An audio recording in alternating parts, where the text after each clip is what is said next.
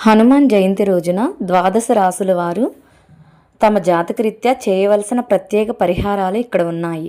మేషరాశి పరిహారం: స్వామివారికి బూందీ లడ్డూలను నైవేద్యంగా సమర్పించి పేదలకు పంచండి. ఫలితం: కోపం తగ్గి ఆగిపోయిన పనులు పూర్తవుతాయి. నెక్స్ట్ రాశి వృషభ రాశి. హనుమంతుడికి తెల్లటి తీపి పదార్థాలు లేదా ఆవు పాలు సమర్పించండి. ఫలితం: మానసిక ప్రశాంతత లభిస్తుంది. వైవాహిక జీవితం బాగుంటుంది. మిథున రాశి. స్వామివారికి తులసిమాల సమర్పించి హనుమాన్ చాలీసా పఠించండి. ఫలితం: కార్యసిద్ధి కలుగుతుంది. వ్యాపారంలో లాభాలు వస్తాయి. కర్కాటక రాశి. హనుమంతుడికి పంచామృతంతో అభిషేకం చేయండి లేదా బెల్లం నైవేద్యంగా పెట్టండి. ఫలితం: కుటుంబంలో కలహాలు తొలగి సుఖ సంతోషాలు కలుగుతాయి. సింహరాశి. స్వామికి ఎర్రటి సింధూరం సమర్పించి ఓం హనుమతే నమః మంత్రాన్ని జపించండి. ఫలితం: సమాజంలో గౌరవ మర్యాదలు, ఉద్యోగంలో పదోన్నతి లభిస్తాయి. కన్యారాశి పరిహారం: హనుమంతుడికి వరమాల లేదా గారెలను సమర్పించండి. ఫలితం: శత్రుబాధలు తొలగి ఆర్థిక ఇబ్బందులు తీరుతాయి. తులారాశి పరిహారం: స్వామివారికి నువ్వుల నూనెతో దీపారాధన చేసి సుందరకాండ చదవండి. ఫలితం: ఆరోగ్య సమస్యలు తగ్గి గ్రహదోషాలు నివారణ అవుతాయి. వృశ్చిక రాశి.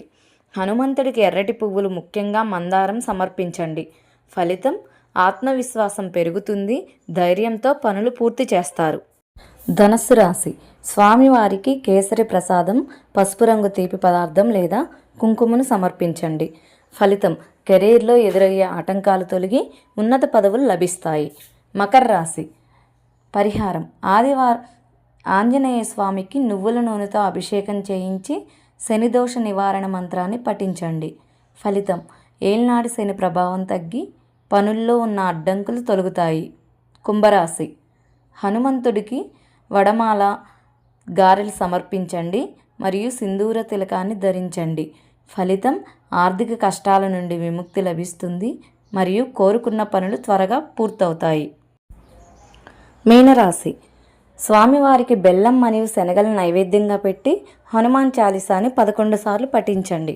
ఫలితం: ఆరోగ్య సమస్యలు దూరమవుతాయి మరియు కుటుంబంలో శుభకార్యాలు జరుగుతాయి. ఈ పరిహారాలతో పాటు అన్ని రాసుల వారు ఓం హనుమతే నమః అనే మంత్రాన్ని వీలైనన్ని ఎక్కువసార్లు జపించడం వల్ల విశేషమైన ఫలితాలు ఉంటాయి. ఈ వీడియో కానీ నచ్చినట్లయితే లైక్ చేయండి, షేర్ చేయండి, సబ్స్క్రైబ్ చేయండి. Thank you for watching.